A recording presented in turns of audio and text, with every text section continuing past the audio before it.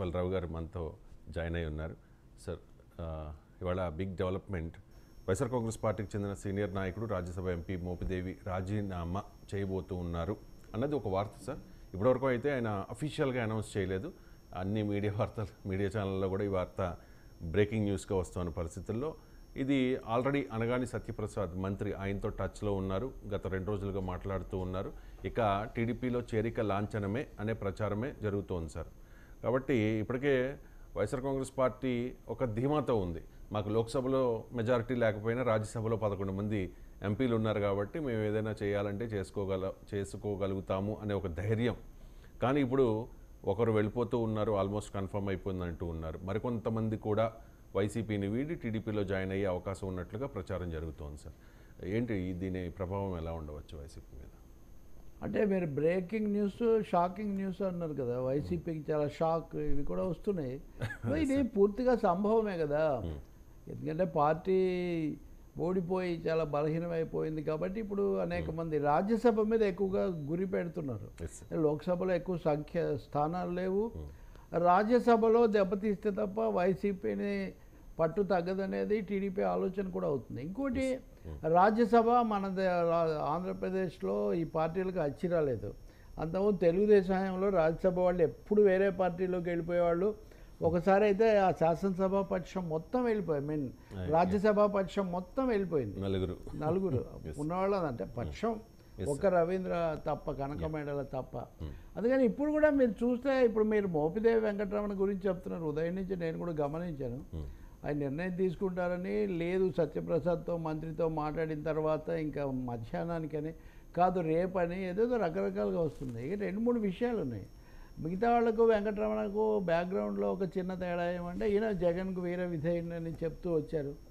అంతకుముందు ఎమ్మెల్యేగా ఓడిపోయినా ఈయనను ఎమ్మెల్సీని చేసి జగన్ మంత్రిని చేశారు. మలి దఫాలో మంత్రి పదవి ఇవ్వలేదు కాబట్టి ఈయనను పిల్లి సుభాష్ చంద్రబోస్ను రాజ్యసభకు పంపించి చాలా ప్రత్యేక ప్రాధాన్యత కల్పించారు. రేపల్లెలో ఈయనను ఇన్ఛార్జిగా కాకుండా గణేష్ను నియమించినప్పుడు ఈయన చాలా మనస్తాపానికి గురై దాన్ని మీడియాతో కూడా పంచుకున్నప్పటికీ పార్టీతోనే ఉన్నాను అని కూడా చెప్తూ వచ్చారు.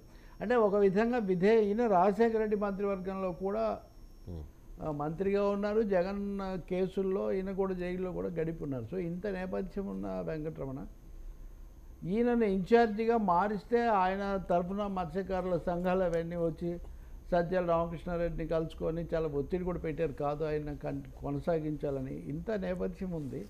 సో ఆయన మారడం అన్నది అదేమి మారిన పరిస్థితిని సూచిస్తుంది. మారను అని ఇప్పటికీ ఆయన ఖండించలేదు కాబట్టి, ఎందుకంటే ఇంత దుమారం వస్తుంటే సహజంగా ఖండిస్తారు కదా. లేదు ఇవన్నీ నిరాధారమైన వార్తలని అలా ఏం చెప్పలేదు కాబట్టి అలా జరిగే అవకాశం ఉందని అనుకోవాలి. ఇంకొకటి, వెంకటరమణ ఎందుకు అసలు విజయసాయి రెడ్డే రాజ్యసభలో అటు టీడీపీ వైపు వెళ్తారని నిన్న మొన్న కొన్ని కథనాలు ఉన్నాయి. అందుకే ఇప్పుడు మొత్తంగా వైసీపీ రాజ్యసభ పక్షాన్ని బీజేపీ తీసుకుంటుందా, అది వయా తెలుగుదేశం జరుగుతుందా, ఇలాంటి చాలా ప్రశ్నలు ఇక్కడ ఉన్నాయి. సో చాలా వరకు ఇది మోస్ట్ పాసిబుల్ అనే మనం అనుకోవాల్సి వస్తుంది. పైగా పెద్ద పని కూడా ఉన్నది. ఇక్కడ ఇంకో డెవలప్మెంట్ కూడా ఉంది రవిశంకర్. ఎన్డీఏకు ఈ రోజుతో మెజార్టీ వచ్చింది రాజ్యసభలో 119. అంటే ఎన్డీఏకు, బీజేపీకి రాలేదు కానీ వైసీపీ టీడీపీ వీళ్ళందరినీ ఎన్డీఏ పార్టీలన్నీ కలుపుకుంటే 119 వచ్చింది. ఈరోజు జరిగిన ఆ ఎన్నికల్లో 9 వాళ్లకు 3 వీళ్లకు వచ్చాయి. కాబట్టి ఈ నేపథ్యంలో చూస్తే ఇప్పుడు ఎన్డీఏ వైసీపీ మీద ఆధారపడే పరిస్థితి కూడా తగ్గుతుంది. అది కూడా ఒక కొత్త పరిస్థితి. కాబట్టి నిజంగా రాజ్యసభ సభ్యుడి స్థాయిలో కనుక పార్టీ మారితే అది తీవ్రమైన విషయం, విఘాతమే అవుతుంది వైఎస్ఆర్ పార్టీకి. పైగా ఈయన మారిన తర్వాత ఈయన చూసి ఇంకొంతమంది కూడా మారే అవకాశం ఉంది. బీజేపీకి కూడా చాలా ఇంట్రెస్ట్ ఉంటుంది. ఎమ్మెల్యేలు అంటే టీడీపీకి మాత్రమే కానీ బీజేపీకి రాజ్యసభలో ఆధిక్యత నిలుపుకోవటం చాలా కీలకం కాబట్టి వాళ్ళు కూడా దీన్ని పూర్తిగా ప్రోత్సహించే అవకాశం ఉంది. అవినాష్ రెడ్డి కూడా వెళ్తాడు, ఇట్లాంటివి కూడా ఉన్నాయి. కాబట్టి ఇంక ఇవన్నీ ఏవేవి ఉంటాయి, ఏవేవి వెళ్తాయి కేసులు, ఇందులో బీజేపీకి ఇంట్రెస్ట్ ఎంత, టీడీపీకి ఎంత, ఇవన్నీ ప్రశ్నలు. అవినాష్ రెడ్డి మీరు అనేది బీజేపీలోకి సార్? బీజేపీలోకి ఆల్రెడీ మిథున్ రెడ్డి, అవినాష్ రెడ్డి అదంతా. అంటే దీనికి బలం చేకూర్చే అంశం ఇంకోటి ఏంటంటే స్వయంగా జగన్ ఒక దశలో చెప్పున్నాడు కదా, అవినాష్ రెడ్డి మీద చర్య తీసుకుంటే ఆయన బీజేపీలోకి వెళ్తాడు అని. అప్పుడు ఇది షర్మిల తర్వాత వివేకానంద రెడ్డి కేసు అవన్నీ నడిచినప్పుడు మీరు గట్టిగా వ్యవహరించాలి అని నేను సునీతారెడ్డి వెళ్ళి అడిగితే, డాక్టర్ సునీత అడిగితే లేదు మనం యాక్షన్ తీసుకుంటే ఆయన బీజేపీలోకి వెళ్తాడు అని చెప్పినట్టు. కాబట్టి ఈ నేపథ్యం అంతా ఉంది. ఇవన్నీ మామూలు అయిపోయినాయి కదా ఇప్పుడు రాజకీయాల్లో. పైగా అటు ఇటు ఓటమి కాగానే దూకటం. ఇప్పటివరకు కిలారు వెంకటరోసయ్య, మద్దాల గిరి, ఆళ్ల నాని, పెండెం దొరబాబు ఇలాంటి ఒక నలుగురు ప్రముఖులు పార్టీని వీడారు సార్. మరికొంతమంది పార్టీని వీడతారని ప్రచారం జరిగింది. ఈ నలుగురు కూడా ఈరోజు ఏలూరు మేయర్ నూర్జహాన్ కూడా ఆల్రెడీ జాయిన్ అయ్యారు. అంటే ఈ నలుగురు అంటే గతంలో ఎమ్మెల్యేలుగా పనిచేశారు కాబట్టి వైసీపీలో ఈ నలుగురు కూడా వేరే పార్టీలోకి వెళ్ళే ప్రయత్నం చేశారు. వేరే పార్టీ ఇన్ ద సెన్స్ కూటమిలోని ఏదో ఒక పార్టీలోకి. మూడే కదా ఆప్షన్స్ ఉన్నాయి. కానీ అక్కడ నుంచి పాజిటివ్ సంకేతాలు రాలేదు. ఎందుకంటే వీళ్ళకి ఏ పదవి లేదు కాబట్టి. అండ్ రాజ్యసభ వెంకటరమణ ఆల్రెడీ పదవిలో ఉన్నారు. అండ్ రాజ్యసభ ఎంపీ అంటే ఆ పదవికి ఉన్న వాల్యూవే వేరు. ఆ ఢిల్లీలో సాలబుల్ ఐటమ్ కదా అది. ఐ మీన్ మీరు అలా అంటే మళ్ళీ హక్కులో ఇది వస్తుంది. I'm sorry. అంటే అంత డిమాండ్ ఉంది అనేది చాలా ఎక్కువ. రాజ్యసభకు ముఖ్యంగా పార్టీ విధేయత అన్నది కూడా లోక్సభకు రాజ్యసభకు కొంత తేడా ఉంటుంది. మీరు తెలంగాణ నుంచి ఇదే సమయంలో అభిషేక్ మను సింఘ్వి కాంగ్రెస్ ఎంపీగా ఎన్నికయ్యాడు, వెళ్ళాడు. ఆయన కూడా ఈరోజు ఎంపికైన వాళ్ళల్లో. కారణం ఏంటి అంటే కేశవరావు బీఆర్ఎస్ నుంచి ఇటు వచ్చి రాజీనామా చేశాడు. ఆ రాజీనామా చేసిన స్థానంలో అభిషేక్ సంఘ్విని కాంగ్రెస్ పార్టీ ఎంపిక చేసింది.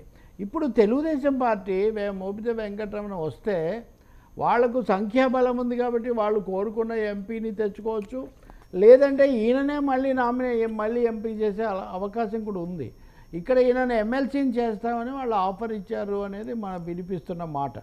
గతంలో ఇలాగే జగన్ కూడా ఎమ్మెల్సీని చేసి మంత్రిని చేశారు కాబట్టి ఇప్పుడు ఎమ్మెల్సీని చేస్తామని కూడా వాళ్ళు అంటున్నారని. టీడీపీ కూటమికి బ్రహ్మాండమైన సంఖ్యాబలం ఉంది కాబట్టి వాళ్ళు వైసీపీ నుంచి వచ్చిన రాజ్యసభ సభ్యులను మళ్ళీ పంపించే అవకాశం కూడా చాలా ఎక్కువగా ఉంటుంది.